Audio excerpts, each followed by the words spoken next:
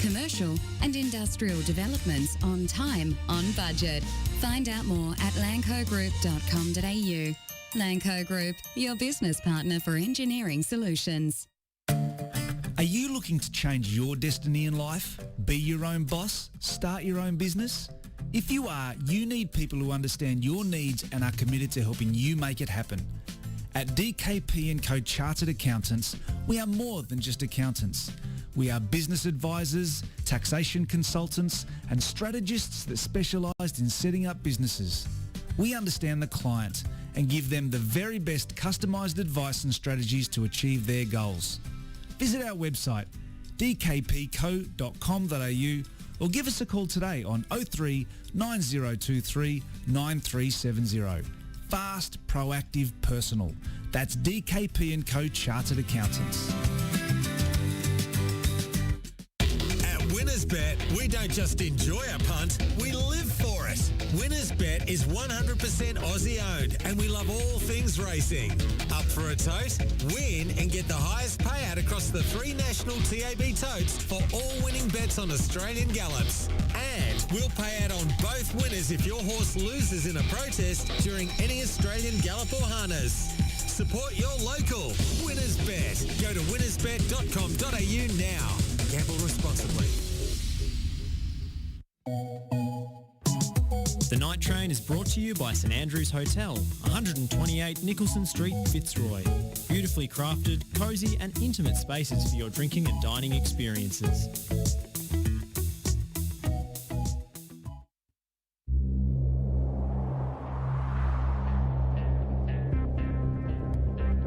I think the Knights, their time has arrived. I think last week that 10-man performance in the preliminary final was absolutely exceptional, so I'm going for the Knights. When you talk of Knights, it's a real fighting team. Buskuk into the back of the net. Melbourne Knights take the lead, 1-0. Melbourne Knights will win the Doherty Cup.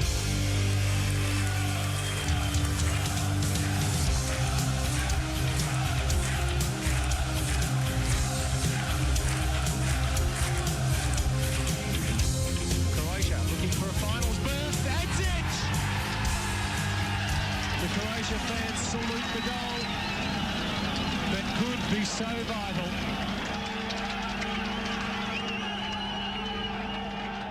And good evening, Knights fans. Welcome back to the Night Train, where we'll be discussing everything and anything Melbourne Knights. Once again, I'm your host, Anthony Zovak. Joining me again tonight, we have Josh Parrish and 2 in-studio guests, President Pave Jusup and Vice President Tony Vujic. Gentlemen, welcome to the show.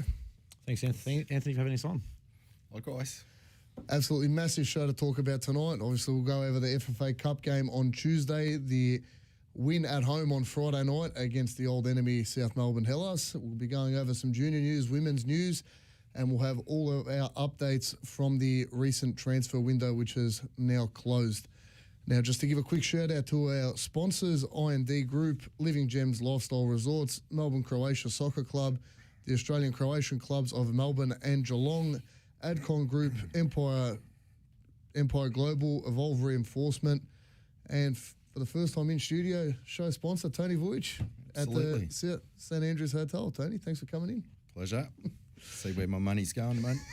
Well, that's it. Increase the ratings.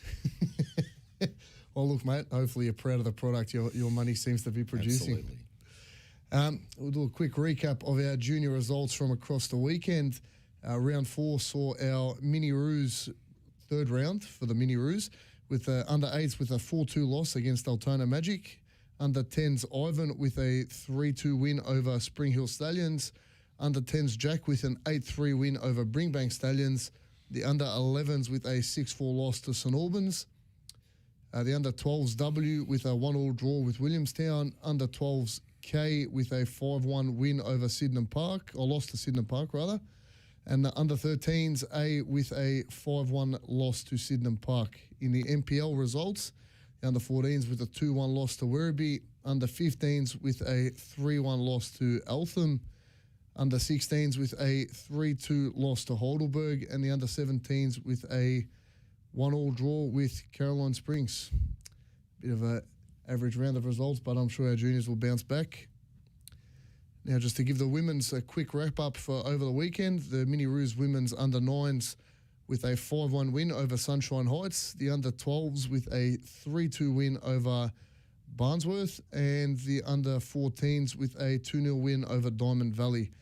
Our senior women's results, the reserves with a 3-0 loss to Preston Lions, and the seniors with a 5-0 loss to Preston Lions. Senior girls still looking for their first win of the season. I'm sure it'll come in the coming weeks. But we've got an absolutely massive show coming into you tonight. We will go over the trivia question for the night. So going back to our 2017 season, in round 3, we travelled away to Bentley. It was an absolutely cracking match from memory. We are looking for a correct score for that game. So 2017, round 3 fixture at Bentley away.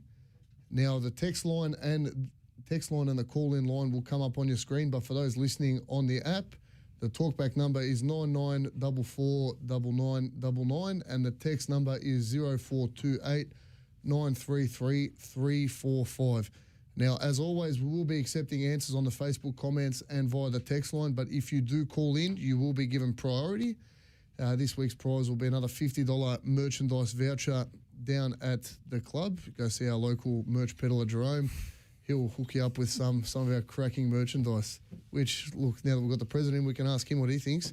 How do you reckon our merch is going, mate? I think it's very good. There's some of the things that he makes I don't agree with, and then he just likes to shove it in my face that he sold 600 beanies in the last 2 years, and he's made these hats. I reckon the shape is terrible, but I reckon everyone else is going to like them, so don't even ask me.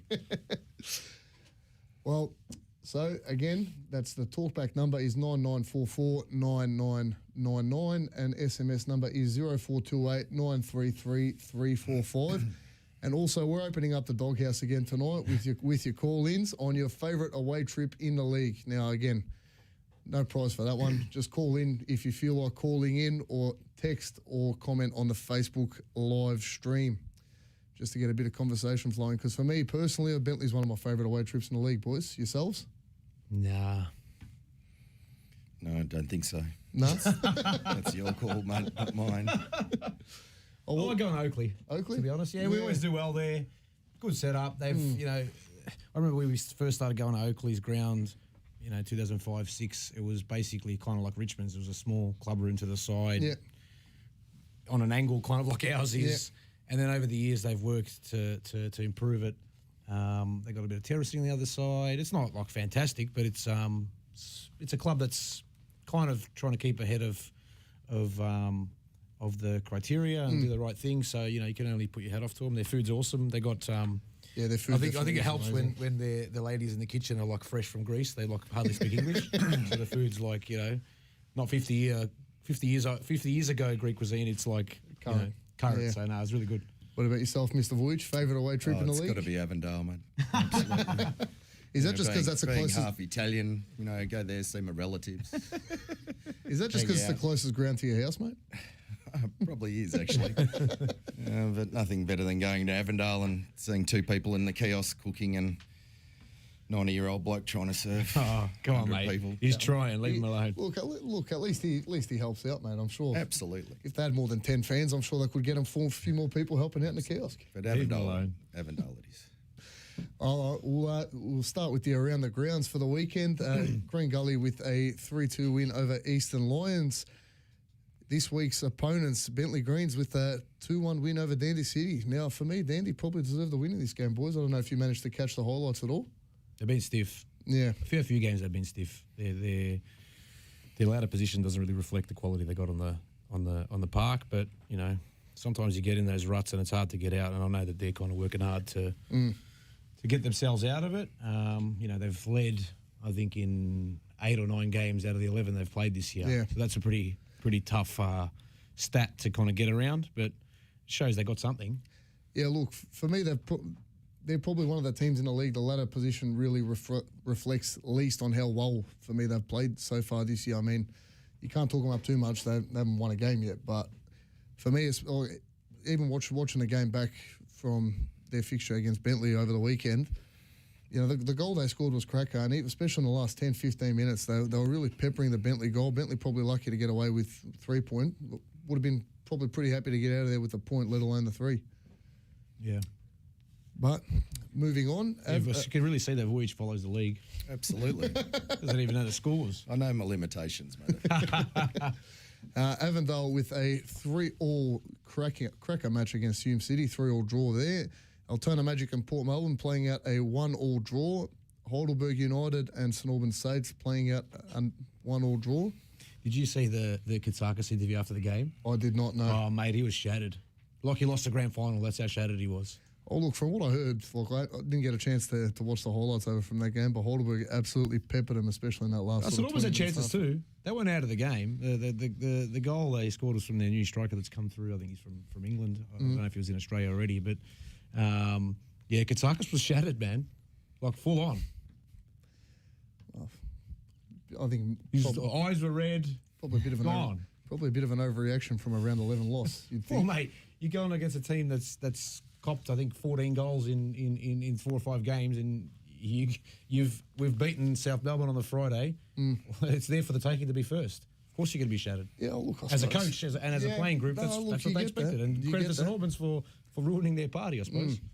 And kind of helped us out a bit as well, I suppose. So thank you to St Albans.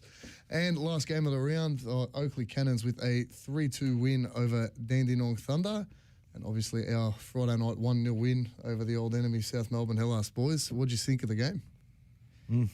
Thought a lot of things. Didn't expect the result, to be honest.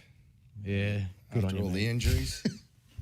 Now, look, for You don't mine... need those negative vibes around. Absolutely. Look, for mine, I think the squad as a whole played a pretty solid game. I mean, South Melbourne created their fair share of chances on the night, but again, this is why you bring in a player like Manos. For me, he was phenomenal on Friday. He made a couple of real key saves to keep us in and around the game. But again, young signing, Dor Jock, coming on for his first senior appearance and pinching a goal to get us the 1-0 win. You can tell he's really raw, but he's got something about him. His movement, his just nose for goal, I suppose, that he made the run after Jusup took the shot, hoping for the spill, and it came. So good on him. Yeah, but even that, if you watch that whole sequence of playback, he won the ball back with a tackle at probably 3-4 metres outside our 18-yard box, proceeded then to run the length of the pitch, read the ball off the keeper, and, yeah, right, it was a tap-in goal, but he still managed to cover basically the length of the pitch to put it in. Mate. He's still got to tap it in. We had one on Tuesday that wasn't tapped in. Yeah, well, we'll get to that a bit later in the show, I suppose. But yeah, for me, again, a couple of big performances from a few players in the team. Again, I thought the centre-back pairing was pretty good in keeping Sawyer and Salados as quiet as I suppose you can. Did you watch the game, mate? I did, yeah. They created a bit, mate. But Where did you see Sawyer play? Huh? I didn't. Oh, sorry. My apologies. Baresi is another big bloke He's up pretty top. much the same bloke. Looked like the same bloke to me, mate. He wasn't playing. And Mark told me before the game, he goes, yep, Sawyer's starting. I'm like, I'm pretty sure he came off injured in the South game, but all right. Oh, there you go.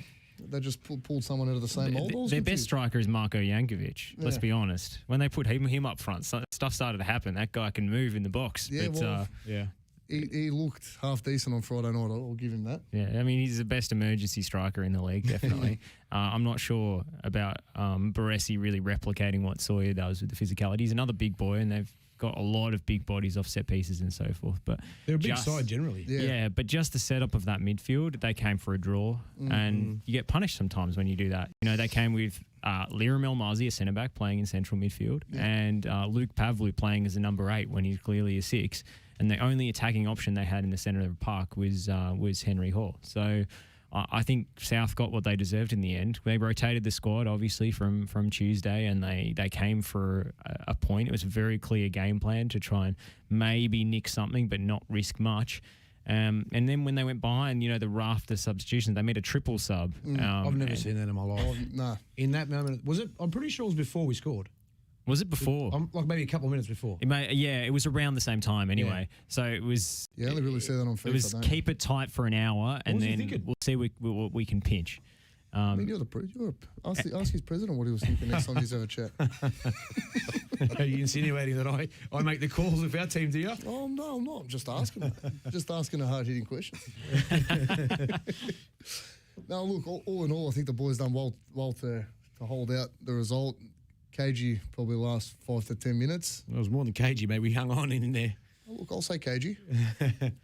Keep I the think, positivity train I reckon going. for me, the big thing out of that game, Manos was good and he's been solid all year. And he's come in and he's done exactly what I think the coaching staff wanted of him. But for me, Jusup was that game was a bit of a coming of age for him. For me, he ran 16, 17 kilometres on Tuesday. Did probably 12 on Friday, but that was just a really gutsy performance in the middle of the park where he gets a yellow card and obviously suspended for this week on 5 yellows, and still puts in as much effort to win the ball, just a little bit more smart to not get the second yellow. Yeah, and I think that's the kind of performance that players around it influences them to keep in shape and do what they need to do and keep the concentration levels up. So he for me he was really good.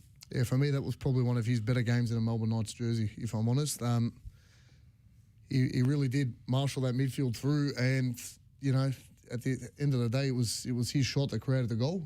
He pushed forward. He was good on the ball. Didn't really turn the ball over. It was kind of a shot that he takes for that play to happen. Yeah. It wasn't a shot that was for an outright goal. It was for a spill. Yeah, perfect. It was. And when it comes off, you look like a genius. Yeah.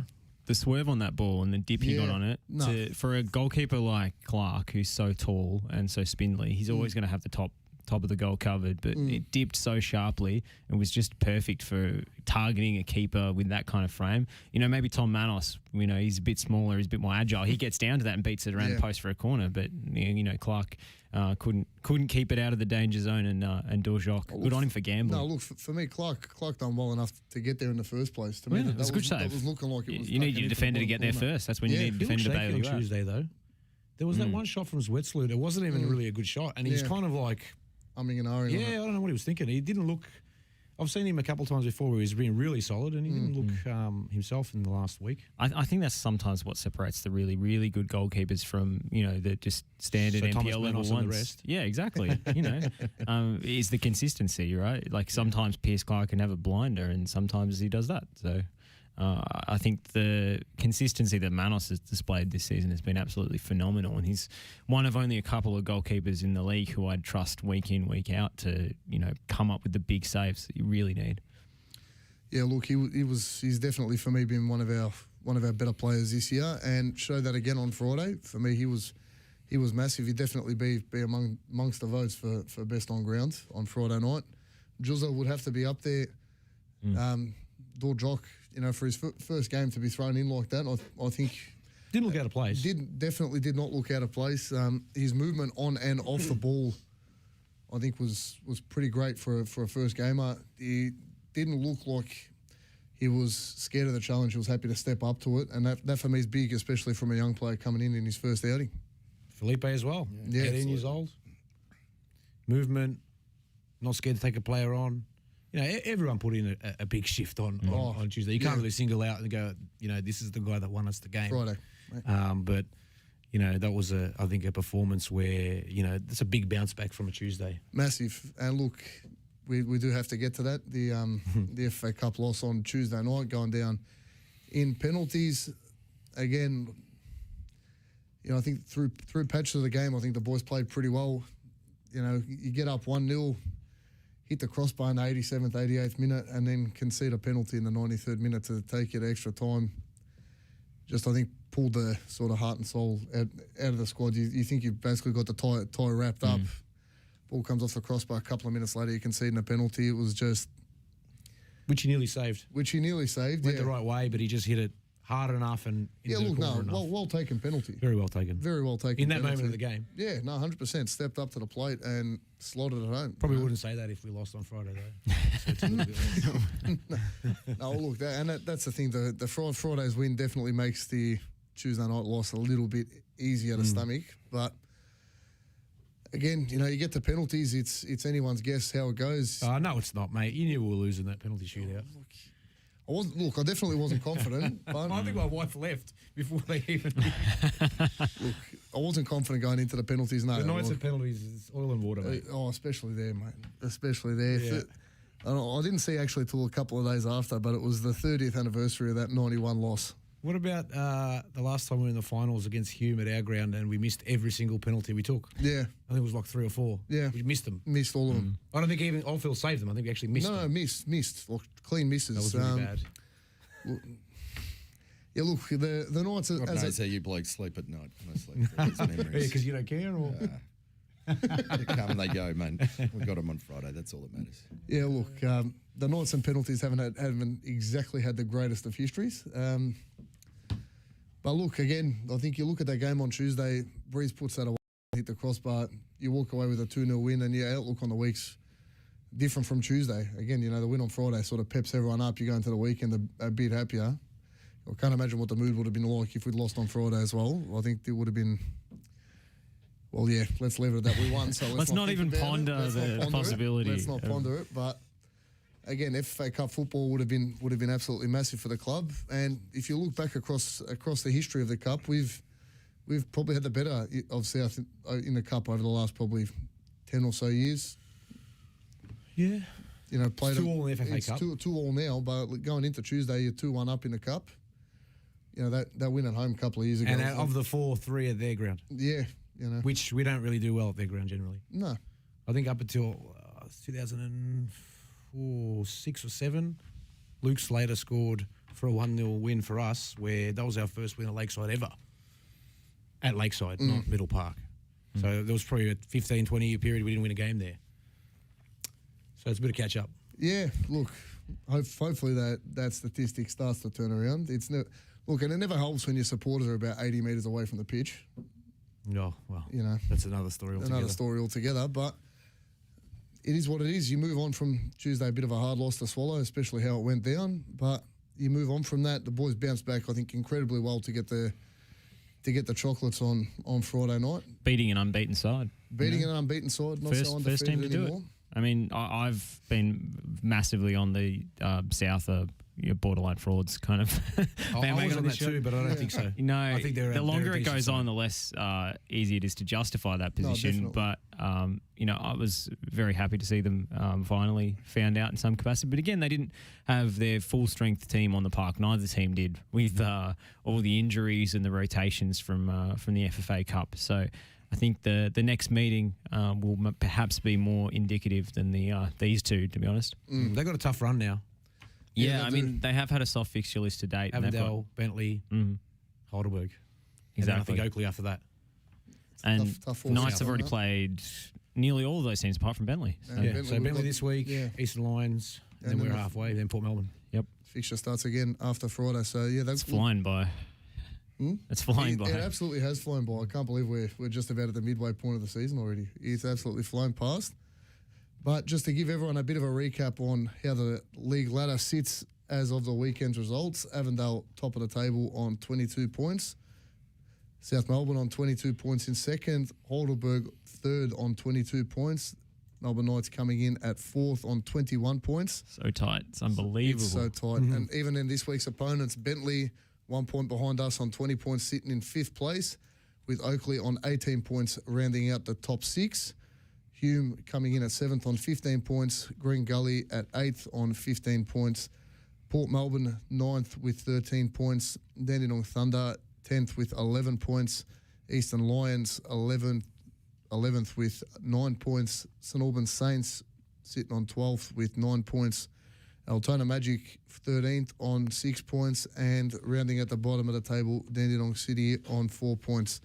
So, guys, when you look at it, sitting between 6th and 1st, there's 4 points in it.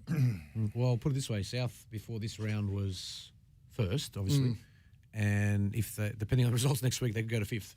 Yeah, in two rounds. Yeah, it's so tight, that top half of the table, and really you look even at Hume and Gully sitting in 7th and 8th on 15 points. They're not exactly a mile off the top 6. I would be willing to rule out Hume from contention at this point, to be honest. They're losing steam really quick. I know they had a good result against Avondale, I suppose. They probably could hold on for the win, but Avondale, I think, played well below their capacity in that fixture. It was more about Avondale beating themselves, as it usually is with them, rather than the other team coming up with anything special. Oakley, I would still really put in the mix. I saw them yesterday. I called their game against Dandy Thunder. And even though Noel Bernardo went pow twice, they still got the chocolates. And, you know, that new Aaron Williams in the back line just looks phenomenal. He gave away a penalty, but apart from that, he was unbelievable. They've suddenly got a central defender. They're going to come storming back, I think, now. A bit of controversy pumping around the NPL memes this week with the delayed fixture of the FA Cup game against Preston. There are allegations of them waiting until they got a few signings in. Well, Chris Lucas is cup tied, so they can't use him. I did laugh at the post, but that is one point. I'm not sure if they've got enough. I heard they had 2 in hotel quarantine. Chris Lucas obviously wasn't one. Aaron Williams, straight out of hotel quarantine, straight into the starting 11, looks fantastic. So imagine what he can do when he's fully fit. Yeah. And I wouldn't be surprised if we see another signing. I'm not sure if they've got another one in the bank or not, but you know, the window closed at 5 p.m. today. Okay, all right. So unless it's the paperwork's been come done out in the next couple of days, and we'll see. All right. We'll see where everyone sits. Guys, we're going to go to a short break. When we come back, we'll have a lot more of the show to come. We'll see you soon. Buying your electricity from the big energy companies is now the most expensive way to power your home. In fact, the average electricity bill in Australia has more than doubled in the last 15 years. But not for the ones who went solar. Unlike your electricity bill, the price of solar has actually come down, and there's also government rebates available. So what are you waiting for? Join the 2 million households already saving hundreds of dollars every year. See how much your roof could be making you at solarpowerco.com.au. Go solar and get $500 cash back with the Solar Power Co, Australia's most trusted solar brand. solarpowerco.com.au. At WinnersBet, we don't just enjoy a punt, we live for it. WinnersBet is 100% Aussie owned, and we offer football markets on over 40 competitions around the world. Earn rewards points for every dollar you wager and redeem them as bonus bets. Whether it's A-League, Premier League or international football, WinnersBet is your new one-stop shop for football mad punters. Support your local. Head to winnersbet.com.au now. Gamble responsibly. Are you looking to raise money for your community club or charitable organisation? Club Fundraising is an Australian family-run business, and we pride ourselves in creating partnerships with clubs, helping build stronger communities. Our free online platform provides everything you need for a successful campaign. With a step-by-step interface and best-in-class payment options, Club Fundraising makes it easy for clubs and contributors alike. Revolutionise the way you fundraise. Start your free campaign today. Head to clubfundraising.com.au. That's clubfundraising.com.au. The Night Train is brought to you by St Andrews Hotel, 128 Nicholson Street, Fitzroy. Beautifully crafted, cosy and intimate spaces for your drinking and dining experiences.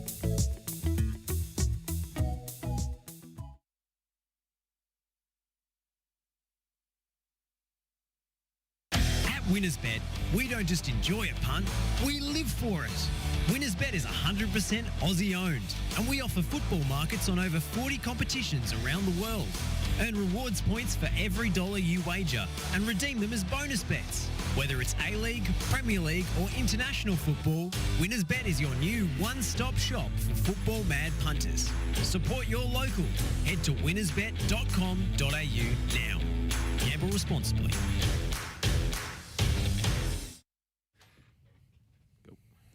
And welcome back to the show. Now, we had a quick chat with a couple of people after the game on Friday. We'll start with the interview with assistant coach Diogo. Have we got that ready, Josh? We do indeed. Good evening, Knights fans, and we're joined by assistant coach Diogo. Mate, how do you feel about the game? I'm actually buzzing that we were able to get that win, especially here at home in front of our home fans. But for the boys, you know, it was a hard one to swallow the other day in the FA Cup. But lucky enough, we were able to turn around straight away, which is really important. Yeah, look, man, absolutely massive result for us tonight. Hellas no longer undefeated, kept our good home record going. How do you think everyone in the change room is feeling, mate? Everyone's buzzing, and so they should be. They should enjoy it. Keeps our season going. But again, it's just, yes, it's a very special game for the club. We understand that, but for us, just the name, tick it over, and we look at Bentley next week. Debut Dorjock with a goal tonight, mate. How's he been at training? Because he looked pretty good tonight. Mate, so happy for him, honestly. He's been doing a lot of extra training, a lot of a lot of hard work. He's played 2 good games in the reserve, scored 5 goals one game, 2 goals the other game, so he deserved the opportunity. And look now, it makes it interesting for Beber to make decisions for next week. Oh, look, mate, if I'm honest, I'd much rather have the coach having those headaches of who to pick rather than this is who I have to pick. But obviously, match game coming up against Bentley. How do you think that they'll into this week, mate? Obviously, full of confidence. There are some more bodies in there, a couple of injuries, which is normal when you've played 120 minutes on Tuesday and 90 minutes physical game today. But look, when you win games, you recover a bit quicker. Everyone want to get out there and hopefully put together a good performance. Thanks for your time, mate.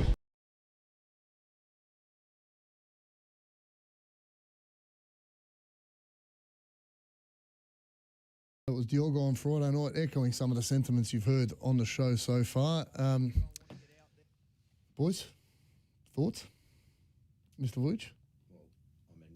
Same thoughts as all of us have about that game, but I mean, look, from the coaching perspective, I mean, for mine, our results are more based on the system that we're playing. So with the way that Vujic has, introduced the style that we play, it creates enough opportunities for us to be able to score. And I think that's sort of the basis where we can have all these changes, especially in the last couple of weeks and especially last week. And, I'd be number one to put my hand up, and I thought there was no way in the world that we were going to win again on Friday. With the number of changes and the outs that we had, the extra minutes that the boys had, Hellas with all the momentum really coming from that victory. Yeah. It would have been pretty buoyed. I mean, that was without knowing the injuries that Hellas obviously had as well. But, for mine, the job that Vujic is doing with those boys, introducing youngsters like that into the squad, it's just amazing, really. Yeah, look, sentiments are being echoed in the comments on the live stream. Johnny Cash, I think Vujic is the best coach Knights have had in a long time. Boys? I should comment on coaches. Ever. Now, look, for me, Steve's had an absolutely phenomenal start to the year, and you can see there's a real system and way of playing he's brought into the club, and the boys seem to have bought into it. To be sitting 4th on the table through 11 rounds, I think every single Knights fan would have taken that to this point of the season. And look, boys done well to bounce back on Friday. Like Tony said, especially after playing 120 odd minutes plus penalties on the Tuesday night, to turn around and play the same rival 3 days later at home and try and bounce back from a really tough loss to swallow. I think that just shows the character of the squad. But it's also, they Steve and Diogo put in a lot of time in preparation. When it comes to analysis of the opposition, relaying that to the playing group, as well as tinkering slightly with not so much the lineup, but the ideas of certain moments within the game to try and exploit. That's where the biggest value from them is coming from, I think. And he's, from everyone's perspective, I think in the club, the most ideal coach you can have. He's young, ambitious, kind of been around a little bit. We've given him his chance. He's, a club bloke, as in, he's kind of grown up there, like a lot of other people too. And, everyone's happy to see him doing well. Yeah, definitely. At least me, everybody. Yeah, he's able to adjust the game plan at halftime, especially Tuesday night's game. I mean, the first half, they were well on top of us, as far as that was concerned. They set up really well in that game. They did. But, maybe that helped us on Friday. High balls weren't helping, so their second half kept the ball on the deck a lot more diagonal balls, keeping everything in line there. The same the week before against Andy, we were sort of nowhere the first half. But, second half, they came out and a couple of substitutions and the like. There's always been a reaction when required. Yeah. If we've played badly, we've come out better. So that's always a good sign when you see if a team goes into the dressing rooms at half time and comes out the same, well, that's a potential indication of a problem where either the message is not there, they're not listening, or whatever it may be. And that's obviously not the case. And that's a good thing that the boys can accept the message and that they understand it, because that's part of it too. I remember with Hasanovic when he was here, it's very hard to coach in this league because you have to whittle down your message so they understand it. It might be something really complex, but it has to be able to be you've got to be able to get that message across. Otherwise, what's the point of philosophizing and pretending you're the most intelligent bloke in the world. If they well, you might as well be speaking to a Chinese to a bunch of people who can't speak it. Pretty much. So he's really in tune with kind of their soccer language, so to speak. Well, that's why South Melbourne had improved their results as well, from what we'd understood that we'd heard from the tunnel on Tuesday. You know, in regards to South Melbourne's coach, that you know, they changed the first time that he was coaching for them. That he was trying to play intricately. The difference between us and them at this stage, I reckon, is like I'd much be rather watching our brand of soccer than theirs, because they're getting results, but like that's ugly and it's a slog, and you can't watch that for 26 rounds in a year plus finals. If you're winning, mate. Yeah, but you got to win beautifully. It's not just winning. No, you know that. It's always more entertaining to watch an attacking brand of football, and I think that's definitely something Vujic has brought to the Knights in his short time here so far. And let's just hope that continues across the season. Now, I also had a bit of a chat to goal scorer and debutant Vujic after the game on Friday as well. Good evening, Knights fans, and we're joined by Vujic post our 1-0 win at home over South Melbourne. How'd you feel about the game, mate? Honestly, best feeling, man. Best feeling. I got a call from the gaffer last night. First team didn't train last night, so the people that didn't play on Tuesday had a session last night, so I'm just training. I didn't really know in the squad. I got home and he's giving me a call, said you're starting. I said, oh, I was obviously ready because I've been training hard, been working hard, because good first 3 weeks, got dropped under 21s, where I performed really well, scored heaps of goals, so thought I deserved to get a call up. So I was ready for it, and what a better way to do it, man. Yeah, well, look, mate, a goal on debut. Yeah. The home supporters absolutely loved it, mate. Talk us through the goal. Oh, honestly, because what's happened, I've just seen Doozy on the ball, and I said, honestly, if it hits it, I think the keeper's going to spill it. And it hit it, and he just fell there perfectly for me, so I just hit it. Thought I was offside for a second, but it wasn't. I just didn't know how to react. Oh, well, mate, thank God you weren't offside. The fans absolutely loved it. Great way to bounce back after Tuesday's unfortunate result. Yeah. How do you feel about your time so far at the Knights, mate? I'm loving it. I'm loving it for sure. Obviously, I've had to be patient with my debut, but that was not a problem because I came to a team that was ready getting results, and with that being said, that I can play for the team. So I had to stay patient, kept working hard, and I just listened to what the coach told me. So it was good. So loving it. The fans are absolutely going to love to hear that. What are your sort of ambitions going forward through the season? I just want to score as many goals as I can. Team get us as many wins as we can. Hopefully get us to the final, which I believe we can. So we've shown a couple of times, a lot of times actually, that we one of the best team in the league, man, and we can do it for sure. Thanks for your time, mate. Cheers, man.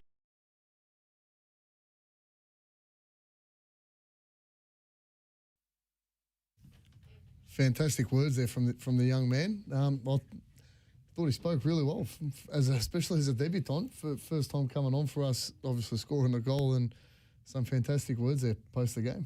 So it's good when you see a young player that comes on, does well, and you can see he's genuinely excited. Yeah, absolutely. Good on him. You can definitely buy into that. You could just see how wrapped he was, especially with the goal, even after the game. You know, first game over. He felt like a king. Mate, he felt like a king, ran over to the supporters with the rest of the players and about the 90-odd kids that were on the pitch. Mate, for me, that's going to be a moment and some footage that's going to be burned into the memory of a lot of Knights supporters for many years to come.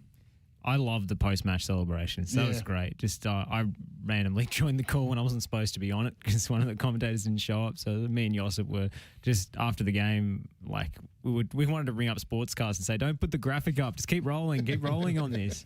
It was great.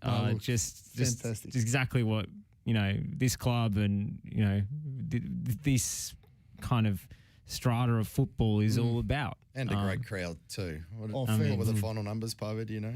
I don't know, it's probably about 1,500, I reckon. Mm-hmm. It's not a bad turnout. And you look at the demographic, which is, I think, not the most important thing, but it's important.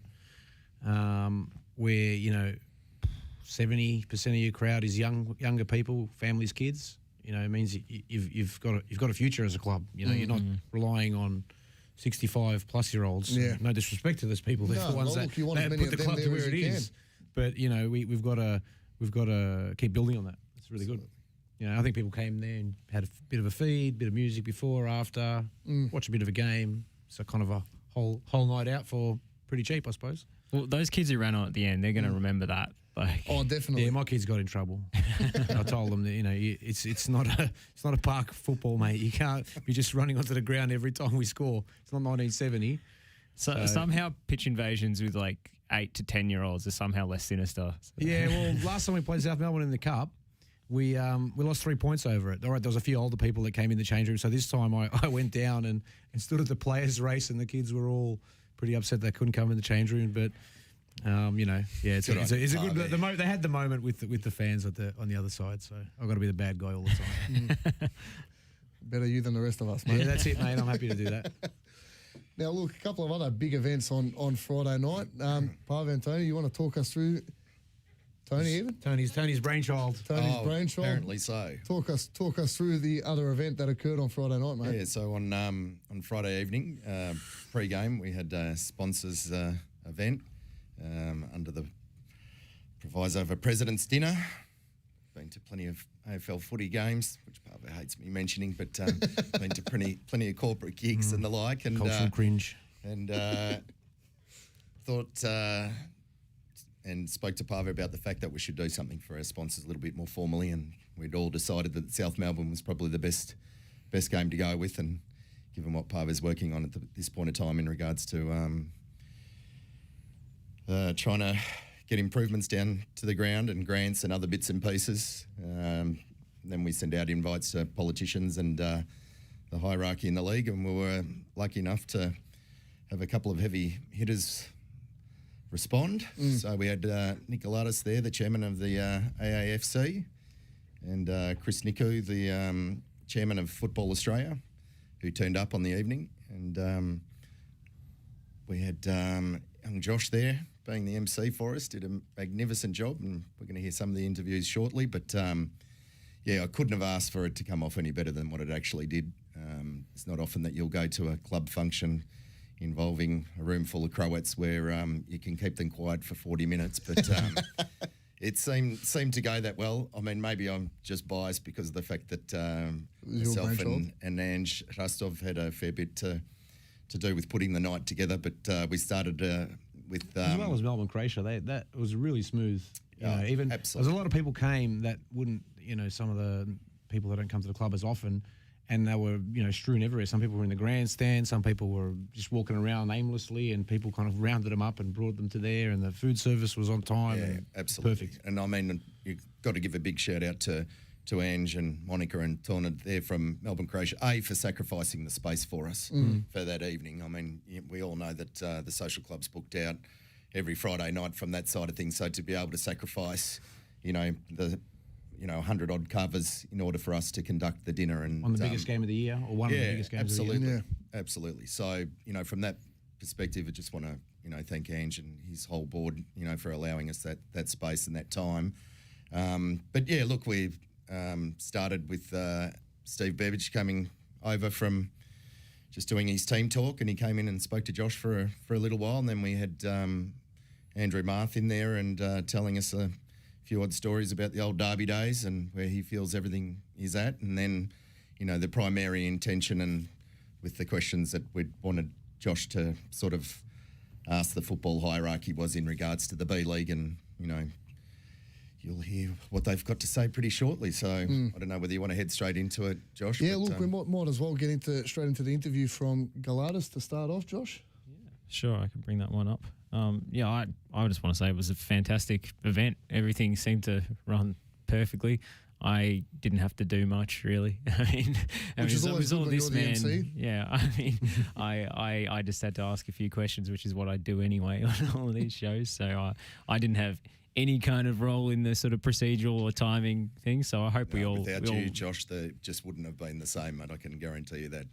So, all right, enough patting each other in the back. Let's hear what Nick Galatas had to say. Well, Nick, I think the questions are pretty obvious with you. Where are we at with this national? That plan was released late last year. Where are we at? It's a work in progress, Josh. We're probably a victim of our own success, if I can put it that way. In that, if you think back, if we were having this dinner 3 years ago, and people were talking national second division, joking, laughing, not taking it seriously, we are now. It's a serious conversation. Football Australia has said it's going to happen. We think that we've driven the discussion. We're not taking total credit for it, but we've driven the discussion. So we've come a long way down the track, and now we need to manage the impatience. Excuse me. and we need to get there, and we'll get there with the right model in due course. So let's just be a little bit patient, and we'll see it. We're a long way down the track. So how's the plan kind of been received by the powers that be, and where do you think the kinks and so forth need to be worked out with the discussions to be had in the next months? We're dealing with a Congress that we've inherited. There are many different stakeholders in this game. We've got member federations, Football Australia, clubs, coaches, Women's Council, lots of people, professional footballers, lots of people involved. We need to align the game. What we've done is we've driven this discussion. So we've, the big clubs like Melbourne Knights, like South Melbourne here tonight, like some other big clubs around the country have got in behind our organisation. They've helped us drive the discussion. We've demonstrated that we've got big clubs in this country that have got the potential to become bigger. So I think finally there's been a shift in the thinking in this country whereby instead of having a limited number of big clubs, we can have more. And that's what this is about. It's about growing our clubs and making sure that this country's football isn't limited to 8, 9, 10, 11 big teams, but in fact has 20, 25, 30 big teams. And in my recent discussions with James Johnson, that's been our biggest alignment. The idea that we can have more strong clubs in this country. So that's where we are. I think that's been the biggest and most exciting improvement in the thinking underpinning our game. That instead of limiting our number of clubs, we're looking to grow them. And we've seen, since the return of NPL football from our lockdowns and so forth, we've seen really healthy crowd numbers across the league. I mean, in the Cup as well, at Lakeside on Tuesday night, huge crowd in attendance. At Knights and South and various other clubs, Preston's had massive crowds as well. So when you see that level of interest in the old NSL clubs and various other clubs playing at NPL level around the country, does that give you a little bit more bargaining power when you go to these meetings? It does. And I'll pick you up on something there, Josh, because I'm an old pokey and I've got some bugbears. I don't like the phrase old NSL. There's only one. It was the NSL. And it's a big point because there was an NSL and there's an A-League, and we're not the old NSL. And we call this the original derby. In fact, it's the derby. It's the only one really when you think about it. A derby requires history. These two clubs have got history, massive history. It is the derby. You don't get to own the term derby by being a new club inducted into a division. You need to earn it. These clubs have earned it, and I think the thinking in this country now is turning towards appreciating that approach. Supporters are seeing it, and they're coming out. And when we give them hope that there's somewhere for their clubs to rise to, they will come out in greater numbers. So this game tonight should be the big match. This league game between these two clubs. If this were about promotion at the end of the season to the top tier, we'd have 10,000 here. That's what it's about. That's what we want to do. Well said, mate. You've been playing the gallery so far, but you're actually in enemy territory here tonight, are you not? Not at all. I've got massive support for the Melbourne Knights. You need competitors in order to grow. And what Melbourne Knights and South Melbourne have done for each other is pushed each other to reach this level. If it weren't for South Melbourne, you wouldn't have the Melbourne Knights, and if it wasn't for Melbourne Knights, you wouldn't have South Melbourne. Because you can't play against...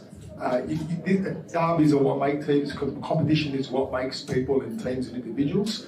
That's what they rise to, that's what they remember. You saw Andrew Marth, what he said before, I wish I'd reached his level, but he'll appreciate that a lot more than me. And it's the big games in my discussions with some of these players that they remember, they talk about, and they're the rivalries that we speak about. So rather than being on enemy territory, I actually really grateful I'm here tonight.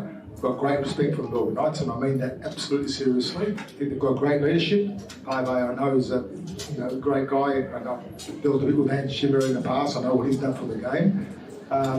So, yes, enemy in a sense, but ultimately on friendly terms in that we are part of the real football in this country.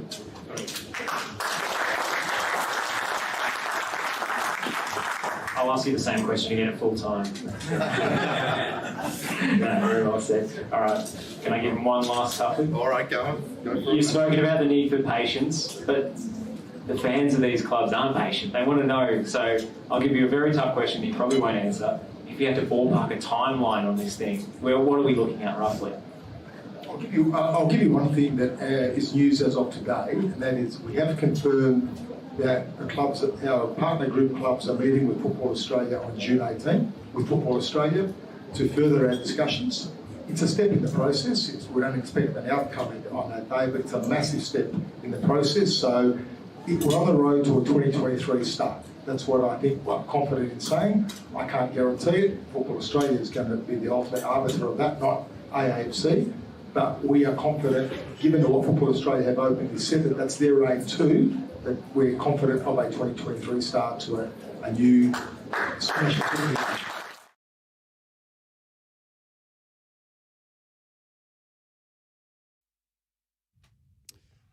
Some fantastic words there. What really struck me was not the original derby, it's the derby. You know, you can't manufacture history, you can't manufacture passion, and I think that's been on full display in both fixtures over the last week. Joining us now, we'll have the interview with Chris Niku from Friday night. Yes, we will in just a second when I get it up. No, we couldn't have hoped for Nick to have spoken better about it. I mean, obviously, the way that Josh was speaking about him in there, and he was playing the room, obviously.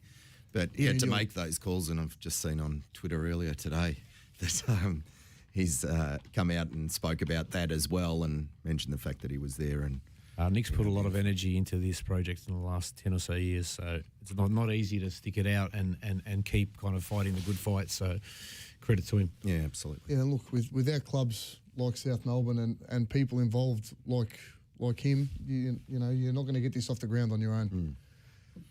But we'll continue on with the show and the interview with Chris Niku. Chris, welcome. You've been doing the rounds a little bit around these Victorian clubs, but people, I think, mentally associate you with Sydney because you're, Football Australia person, but you're a Melbourne guy. Correct. I actually grew up watching these teams. So originally with South Melbourne at the old stadium, which is now Pitt Straight, and spending a lot of time here at the Knights Stadium. We actually were reminiscing before about some of the games which were on the backdrop there. I think Andrew mentioned it that night. It was Olympic Park in the rain when Mark Viduka, my Hellenic friends won't like this, but took apart South Melbourne. But I'd forgotten that Tiara got sent off. So. Football Australia, as we now call ourselves, for one of the reasons I'll come to, has historically been a very Sydney-based organisation. But under my chairmanship, I'd like us to go back to a more traditional football environment, which means football as we know it, which means alignment from top to bottom and the ability to move up and down the spectrum depending on ability. You mentioned Mark Viduka. Any other memories of this fixture? Because you've been following these two teams for a long, long time. I was watching this open name. I saw two people who've actually crossed the divide. Francis Awaratifi passed out the emojis and played for both. I'm not sure there was... Falstow was Davo, was he?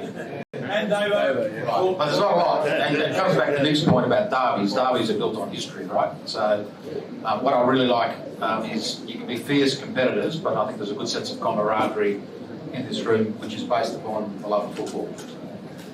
So for me, yeah, I think I'm a son of migrants, came in 1956, and these clubs evolved to support their communities, and it's because of those communities we've got football in this country, so we can't forget that. So everyone just wants me to ask you about the National Second Division, so I will. What have you made of the proposal put forward by AAFC, and what are you making of the 2023 timeline we heard earlier? Nick and I can speak regularly on this. I think there's a much greater level of cooperation and understanding of the issues on both sides. And I think having a football CEO inside of this environment who understands football, he was brought up in Rockhampton, played in the old NSL. Can't say that, can I? The NSL. But understands football and has lived it in the Asian region and FIFA. Means we're aware of where we want to get to. So at the moment, I agree with what Nick said to this group, which is I'm expecting the matter to come to the FA board in the second half of this year. and I'd like to see a second division up for the 23 season, which is the 70th anniversary. The complexity that Nick understands is the national second division is just that. It's a national competition, which means dialogue across a diverse group of interests, and it's really working and consulting the other areas and states in Australia, and that's part of the dynamic of bringing everyone along. What do you see as the major obstacles or the major things that have to be overcome before this second division can actually be viable and get up? I went to the AAFC AGM, Nick, I think maybe 2 years ago now. And what I said at that stage is, obviously from a head office perspective, we need to make sure that the financial modelling works, because the last thing we want is it gets put up and it stumbles, because then everyone will say, oh, I told you so. Right? So, certainly that is one. Certainly having a nice cross-section of teams in Australia is important. There is, I think, from an elite pathway, we've done the analysis, there's really a gap. We need to get the next generation of players playing many more minutes, and that does mean more teams at the top level, but it means a second division that puts minutes in the leagues. And I mean, the statistics that the PFA does, it's not overly scientific. The more minutes you get into our boys and girls at the elite level, the greater they are, the more they spend at a top competition here in Australia before they go overseas, the more likely they're going to have a better career. And I think it's, I get this number wrong, but it might be like 70 or 80 games at the top level before you try your luck in Europe. I think your chance is almost double of actually having a sustained career in the European markets. Asian is a different market for us, but we really want to see the next generation of players coming through and being given a chance to get minutes, and then that also aligns with the alignment of the domestic match coverage top right through to the FPL. So we've recently seen a major restructure with the uncoupling of the A-League, the W League, from the FFA, or FA I should say now. How's that changed things for you? Does it make it more complicated to institute this kind of wide-scale reform when you've got another big stakeholder to deal with, or does it actually free up Football Australia to focus on kind of big picture matters when you're not busy running the professional leagues all the time? No, the unbundling was important because it frees head office up from actually having to run the A-League and the W League. So the owners wanted the keys to the kingdom, they've got that, but it allows us to go back to what a normal association or federation does globally, which is work with the grassroots pathways and the elite divisions up to the national team. So certainly gives us more bandwidth to do that. We're probably not as far advanced because of COVID. I mean, everyone knows the impact that it had. I mean, community football ground to a halt, particularly here in Victoria. But it also means those other things when you throw in unbundling, Foxtel renegotiations. Women's World Cup, which was a fantastic achievement, which we need to build on for the benefit of the sport, because we still have a significant infrastructure deficiency of around $500 million around Australia. So, and only 1 in 5 facilities are female friendly. And I'm not talking about Rolls-Royce, I'm just talking about fit-for-purpose facilities for girls. So we've got a big piece to do around that. The government piece we haven't as a sport done very well because we're quite fragmented with the way we approach government. So we need to be speaking with one voice. But I mean, I mentioned before that we're not Football Federation Australia because that was a particular era. The Football Australia, I hope, sends a message to the football community that everyone's got in place with the broadest participation sport, with the #1 multicultural sport, and in contemporary Australia, there's a place for everyone. We want everyone to come along. Last one for you. Easy question. Score prediction for tonight.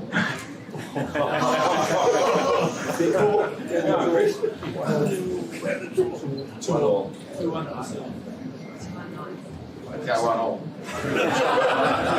Nicely done. Chris Niku, thank you very much.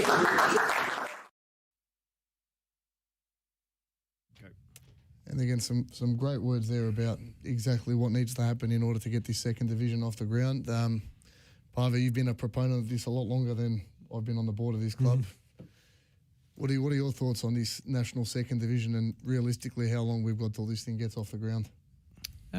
Look, speaking to Chris, it's good of him to come down, and I think he was got an invite. He was curious, what are these nights about? They've always been sooking for the last 15 years, not just me, but people before me. And let's see what they're about. And I think he came away with a picture that, you know, We're just passionate for our club, passionate for the game, and we've got obviously plans for our club, plans for the game, and we want to help it along, and along with other clubs that are out there and other interests that kind of align, I suppose. 2023, I think it's doable. I think next year's doable, but that's me. But it's you can't really time to that timeline. But it's I can remember 7-8 years ago, 99% of people said there's no second division. Now 90% of A-League fans will say yes, we need to have one. Whether they agree on the way it should happen, that's a different story. But there's a consensus out there that it needs to happen. The FFA is saying that it needs to happen. So obviously they're behind the scenes working with state federations to try to make it happen, which to me doesn't really make sense. A lot of these states the word out there is that some of the states don't want to lose their bigger clubs, which, let's just look for Victoria, for example. Not that Victoria is a problem in that sense, but what are they really losing? Our juniors will still be playing where they are. Our 20s and down will still be playing where they are. We're talking about removing the senior team only. Yeah. And for the federation, what do they actually get out of us playing in that league? Do they hope that once in a while there's a finals game where they collect the gate, if it's us in South Melbourne or us in Heidelberg or Preston or whoever? It's it's not really, they're not losing much other than maybe prestige. And if that is the reason that they want to kind of hold these clubs back, well, they should be ashamed of themselves. Yeah. It's not Victoria, and I'm pretty sure it's not New South Wales either. But there's a few others that are standing in the way of change, I suppose, or progress. Yeah, look, he's hoping it gets off the ground as quickly as possible. This is something that we as a club, and me personally as a fan, I've been looking forward to for quite a while now. It'd be absolutely massive to see our club get back onto the national stage. I think it's a good example of I talked about it on. Are you going to play what I said on? Yeah, I've got that. Oh, you can play it. I can say pretty much what I said on the night again. I'll just say it live, mate. So part of it is, we want the game to grow. We want our club the opportunity to operate at the maximum it can. Bring back all the people, bring some new ones along. But it's also, I'm a little bit older than Zovac, but a lot younger than Vujic, like a really lot. Yeah, absolutely. If anyone was wondering. And so I caught the tail end of the NSL. I was still pretty young. Zovac, you're even younger than me, so you didn't really kind of probably understand it. And I caught the last couple of years. I was a ball boy for a few of the last games. Yeah, but when it's different when you're 10 to when you're 14, 15, 16, 17, 18, whatever. And I think for our club, this is now just looking selfishly, we want to give the opportunity to our community and the local community in the western suburbs the opportunity to make new memories. And that's what a second division provides. Like I was speaking to a few people at the juniors the other day, and a parent was saying that he took his kid, he comes to most games, but one of his first kind of games that was memorable for him was their FA Cup match against Adelaide. And there was 4,000 or 5,000 people, whatever it was. It was a Wednesday night, pissing down rain. And he goes, "Dad, why isn't it like this every week?" And his dad was like, "This is not even as good as what it was in the NSL. It was like an average game." But for kids, that's what you want to give them. It's one side of it is opportunity to play at a high level, and for the club to have that platform to put players on, which is what we do now. Look at our team where we've got, of the 20 players, probably 9 that are our juniors. I don't think there's any other team in the league that has that many in our current league. And that's 9, that's pretty low. We've had it up to 14, 15 at times in the last few years. Yeah, definitely. So, give us the opportunity to present those players at a higher level, and automatically, the players that we'll be presenting are going to be at a higher quality. And then hopefully us and other teams that do the same thing, it filters over time through to under 20s, under 23s, Socceroos, etc. That's the kind of trade-off, so to speak, the mutual benefit of these old clubs wanting to get back to that level, as well as helping the greater soccer ecosystem in Australia. Definitely. And now, speaking of, obviously, what the supporters want, I had a bit of a chat to a few supporters on Friday in the newest edition of our little Beer Garden Banter segment. Josh, have we got that ready to go? We do indeed. Good evening, Knights fans, and welcome back to Beer Garden Banter. Who are we joined by tonight, mate? Patrick Romeo, guys. PPR Western represent. How we going? New sponsor for the year, mate. How do you reckon we went tonight? Mate, on fire. You can't beat it. All night, baby. Melbourne Knights for the win. Brother, absolute pleasure. Hey, who's your favourite player tonight? I know you probably can't name him, but give us a number. Number 18. He was a weapon all night. Hey, on fire. On fire. Good evening, Knights fans. Who have we got joining us now? This is Anthony Papa. I got it, Anthony, and yeah, unbelievable.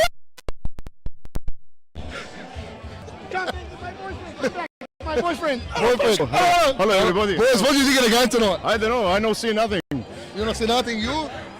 Anthony, I see you on the hill, and you're very nice boy. Oh, look, you need to stay guest. He's also my grandmother. Great bloke. Serious, mate. How do you reckon we're going to go this year? Well, look, if tonight's ready to go by and they can continue this form, after Tuesday's disappointment, then I think, look, anything's possible. They keep up, this kind of product was, unbelievable. South Melbourne undefeated, not so much now, mate. No, and we actually beat him with 10 men, so, for 20 minutes, which is a credit to our boys, and, it takes away the pain of Tuesday night, I think. Thanks for your time, mate. Guess who we're joined by here, mate?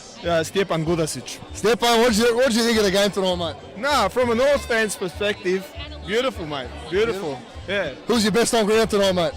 You know what? I really liked the way McGarry played today. He was fucking class, man. Yeah, Class. definitely, mate. How do you reckon we're going to go for the rest of the year, mate? Give us your tips. Well, look, last week was a good result, I want to say. But I felt like the boys played well. All right, obviously, the week is a little disappointing. All right, but now we've bounced back. Hopefully we can keep the momentum going, and that's it. So finals? Oh, hopefully. From a North's perspective, you want your sister club to do well, no? 100%, mate. 100%. Look, we're getting there. I'm just a bit more confident, mate. Yeah. We've been good so far. I want to say, when I say we're going to make finals, the only answer is yes. I'm going to ask you again. Hey, we're making finals this year? 100%. Bang, mate. We love to hear it. Thanks for your time, mate. Good evening, Knights fans. Who are we joined by here? Simon. Simon, what do you reckon of the game tonight, Simon? Oh, I thought it was brilliant, mate. Brilliant. Brilliant? Brilliant. Best on ground for tonight? Oh, I've got to give it to Door, mate. I've got to give it to Door. It's pretty hard not to, mate. Debut goal. Best player for the season so far for you, mate? Oh, tough question, mate. I've got to say Brycey, mate. Brycey. Who's your least favourite committee member? Least favourite Jesus. There's so many to choose from. Got to be Pave, mate. Yeah. Mate, you need to stop that van. It looks bad.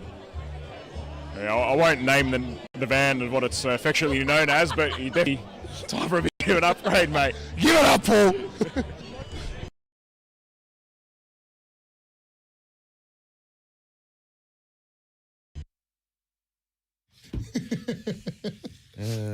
So I'll have you know, Simon, that Glenn Munderkich called me today. There's a van at the auctions that he's putting a bid in. So the beep van will be going pretty soon. And I think we can all see why that segment is quickly becoming a favourite of the Night Train listeners. Pave, bit of stick there as a least favourite committee member. Oh, well, that's why he's not there and I still am. Here we go. We'll be going to a short break. When we come back, we've still got the preview of this week's game on Friday night against Bentley. And the talkback line is still open for anyone interested on the prize of a $50 merchandise voucher down at our little Merch Slingers kiosk. The talkback number and SMS number are up on the little banner at the bottom of the screen. But for those listening in, its talkback number is 99449999 and the SMS number is 0428 933 345. Catch you when we come back from the break. At WinnersBet, we don't just enjoy a punt, we live for it. WinnersBet is 100% Aussie owned, and we offer football markets on over 40 competitions around the world. Earn rewards points for every dollar you wager and redeem them as bonus bets. Whether it's A-League, Premier League or international football, WinnersBet is your new one-stop shop for football mad punters. Support your local. Head to winnersbet.com.au now. Gamble responsibly. looking to raise money for your community club or charitable organisation? Club fundraising is an Australian family-run business, and we pride ourselves in creating partnerships with clubs, helping build stronger communities. Our free online platform provides everything you need for a successful campaign. With a step-by-step interface and best-in-class payment options, Club Fundraising makes it easy for clubs and contributors alike. Revolutionise the way you fundraise. Start your free campaign today. Head to clubfundraising.com.au. That's clubfundraising.com.au. Buying your electricity from the big energy companies is now the most expensive way to power your home. In fact, the average electricity bill in Australia has more than doubled in the last 15 years. But not for the ones who went solar. Unlike your electricity bill, the price of solar has actually come down, and there's also government rebates available. So what are you waiting for? Join the 2 million households already saving hundreds of dollars every year. See how much your roof could be making you at solarpowerco.com.au. Go solar and get $500 cash back with the Solar Power Co, Australia's most trusted solar brand. solarpowerco.com.au. Since 1998, Lanco Group has been providing superior civil engineering solutions and advice to developers, local government and service authorities across Australia. Lanco Group is known for delivering sustainable, efficient solutions. By working closely with clients, Lanco Group is able to meet the complex infrastructure requirements for residential, commercial and industrial developments on time, on budget. Find out more at lancogroup.com.au. Lanco Group, your business partner for engineering solutions. The Night Train is brought to you by St Andrews Hotel, 128 Nicholson Street, Fitzroy. Beautifully crafted, cosy and intimate spaces for your drinking and dining experiences.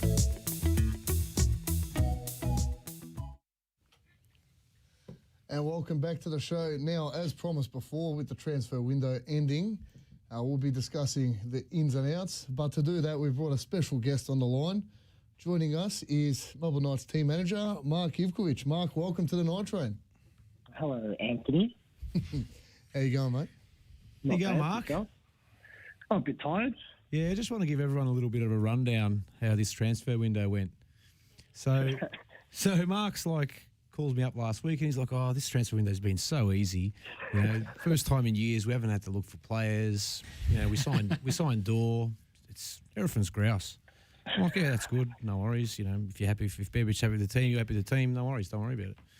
Anyway, so then on Friday or Thursday, Bebic decides to release a player, and then a player in the same position gets injured. So in 48 hours, Mark probably has slept 5 hours looking for left backs. He calls me up. He's like, "Oh, I got this player.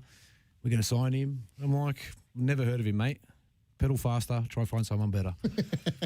And then he did. And then in the end, he just swore at me, hung up the phone and just said, "I'm not even going to tell you if he signs." I don't even know who ended up signing in the end. So, Mark, tell us, how was your life? And you started a new job today. Yeah, great time to start a new job today. Give us a little bit of a rundown. Give us a glimpse into the life of deadline day in the NPL Victoria for the Croatian Arky. Yeah, I think Josh will like it.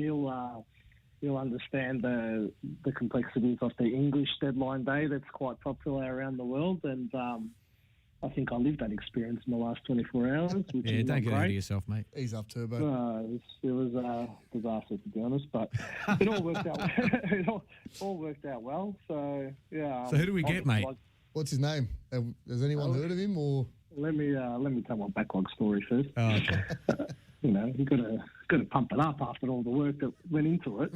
No, obviously we weren't really looking for anyone because we were quite comfortable with the squad we had, and there was enough depth in there. But funny how things can change, and like you said, Glover unfortunately had a season-ending injury on Friday night, which he's not doing too well with. He's got a complete rupture of his hamstring, and he'll be out for about 5 to 6 months. So best wishes to him. Hopefully he gets better. Yeah, hopefully for a speedy recovery for him.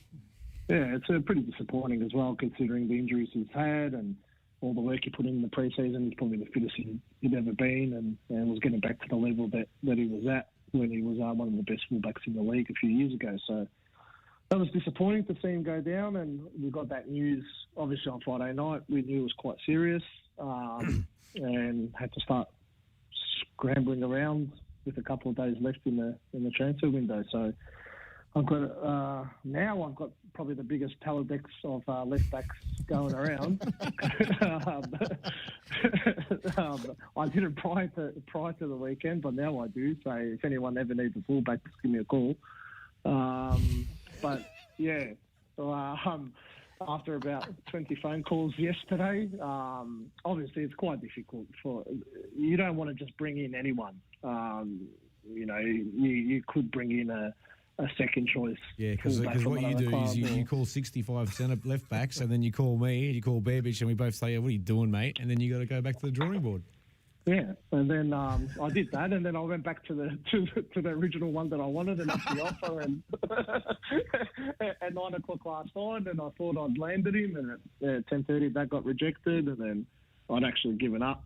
And then this morning, starting a new job. Lucky I brought my AirPods with me, and pretended that I was looking at a car and just whispering on the phone all day. That was a really good start to work, but we thought we'd landed someone else earlier in the day, and then they wouldn't release him, and then at 3:30 this afternoon we get a phone call from someone we tried to call yesterday, and he finally returned the call this afternoon. And yeah, he was on a pro contract and a lot of paperwork toing and froing, but at 4:58, 2 minutes to go, everything went through and lodged, and there was a bit of a scramble, but we got it done. So we signed Oliver Zafaridis, who is a 25-year-old left back from Metro Stars in Adelaide. He's highly rated. He was a former Adelaide youth team player, won the MVP in Adelaide 2 years ago as a fullback, which is nearly unheard of. And we've got his GPS stats and stuff that he does. He does average about 13 to 14 Ks a game, which no one in our team has, besides Jusup in 120 minutes on Tuesday, has hit all season. So that tells you the kind of style of fullback that he is. So, yeah, there's a lot of hard work went into it, but we got it over the line in the end and couldn't be happier. Well done, Mark, on getting that across the line. So, Mark, quick question. How are you coping with your newfound cult status around the club, mate, after throwing that ball off the South Melbourne game? Yeah, having your name cheered. It's not that funny, through mate. the stands. There's a bit of stupidity, mate. The heat of the moment gets the better of us sometimes. Oh, look, sometimes when you are around an athletics track with a little discus environment... I'll change Vujic's mind pretty quickly, Mark. Do you know what the fine was for that? You get fined. $500, mate. Quite well aware of it. What's $500 for him? He just started a new job. Paying for it. It was funny. You pay for it. Oh, 100%. You know what the best part is? It's probably the worst ground to do it on when they've got about 15 ball boys around the pitch. Pointless. Look, you turf that ball about 30, 40 odd metres, being an ex-keeper, and I think a ball bounced back before yours even hit the floor, mate. It's not bad, no. Oh, mate, go to sleep. Leave us alone. No worries. Enjoy the show. Thanks for your time, Thank you, Mark. See ya. See you, See you mate. later, mate. So, great news, obviously, getting the really left good news. back across the line. He's killed himself to get that. Yeah. He's dead right now. He's going to sleep. Oh, he's literally going to sleep. Yeah, you could hear it in his voice. He was half asleep when he answered. But anyway, moving on with the show. Obviously, a massive game on Friday night against Bentley. Again, two sides that'll be aiming for top four. I think it's going to be one of the more entertaining games in the league you're going to see, with both sides looking to play some real attacking, free-flowing football. What are your thoughts on the game, boys? Tony? Pave is first. He's the president. I don't know. Play some mind games. I think one of their coaching staff I have some dealings with through work, so I reckon he'll be watching, Dave. So play some bit of mind games. Maybe it won't be entertaining. Maybe it won't be attacking. Maybe we'll be sitting off. Maybe we'll be for attacking. Who knows? Well, Bentley like to put 5 strikers on the pitch at once sometimes. So, it might be the smart move. We do too. And 2 goalkeepers. Yes. Oh, look, yeah. Harry Crouch. I can't You know what, he did all right. I can't believe we didn't mention that when talking about the game. Oh, Chuckers. What the hell? Harry Chuckledon, Mate, is it all right? Harry Crouch came forward absolutely hulking around the South defenders. For a goalkeeper chucked up front out of necessity, honestly don't think he did too badly. If he'd scored, he would have been entrenched as a cult hero at the club forever, I think. He would become a striker if he scored. Well, is that how it works? You just got to pop on. Mate, every goalkeeper has a little striker living in him. Ask Harry Kane. So, is this maybe revealing that he shouldn't have been out for so long with that broken finger? He should have just come on as an outfield player in 2019. Is this your way of saying we've signed another goalkeeper and we're chucking him up front? No, look, I thought he did okay. No, he did what look, the team it was required of him for the team in the moment that he did, and ran around and did what he could. Good on him. Yeah. You know, some players would have turned around and said, "I'm not doing that. Yeah. I'm going to be embarrassed." No, serious. No, look, 100%. You got to back him in for jumping on and doing what he could. I can't tell whether it was a tragedy that game wasn't streamed or whether it's a blessing, because he would have immediately entered like the MPL meme universe for all eternity if that game had been live streamed. Yeah, but look, the benefit of it not being live streamed is I'll never have to watch highlights of that game again. So yep. Take your wins where you get them, Josh. Yeah. Speaking of MPL Victoria memes, they've dropped their game a bit, I reckon. Yeah. Like the A-League memes is really funny. The MPL Victoria ones, they're few and far between. And there's a lot of material out there. Plenty. Yeah. But they just like, I don't know, maybe they're too close to one club. They don't want to bag them. Like, it's not us because they bag us pretty often. So, Yeah, well- and it's not Preston either because what else we can do? Well, look, I mean, that is the quintessential cult classic. Oh, MPL it's so meme. good. There's another one though. So there's a video of a Preston official maybe 4 or 5 years before that one, where the English is even worse. And if it wasn't for the internet, like later on, that would have been a meme. It's actually funny. I'll send it to you one day. Maybe chuck it up on MPL memes, mate. Boost that quality. I've got nothing to do with it, mate. Don't be insinuating again. Yeah. I'm not Marmicher. You think I run out of it? Hey, I've got intermediaries, man. Just send them to me. I'll get them up on the page. Don't worry. No, look, guys. Going back to Friday's game, I think it's going to be definitely one to watch. For me, one of my favourite away trips of the year. You know, the drive up the Monash is absolutely shocking, but I've got intel on the what's canteen. good about it? Huh? What's good about it? We've had a pretty good run there. We've had a couple of good wins up there over the last 3-4 years. So I work in that area here and there, and there's a really, speaking of their canteen, across the road on the side road that kind of like butts into the car park where the RSL is, there's a little souvlaki kind of, it's not a food van, but it's not a restaurant. It's mad. Yeah? Yeah.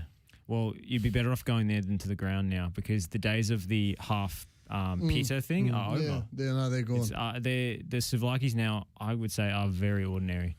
The move, if you're eating at the ground, is the Kransky, though. They've got a Kransky that's real good. So the overpriced Bentley Suva with the beautiful meat in the half pita thing, where you used to get all the lettuce at the top and all the meat at the bottom, is no more, unfortunately. And now there's these kind of pre-made. It was like a Nando's pita pocket at one stage. Yeah.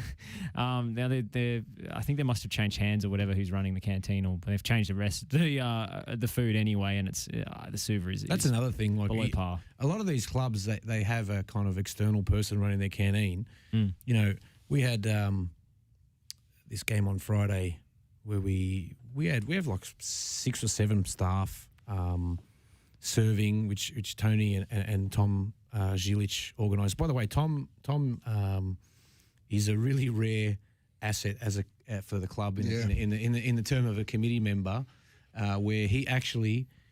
Before we took on the role in the committee, he was in the committee before, and he was kind of doing a little bit of what Mark does now.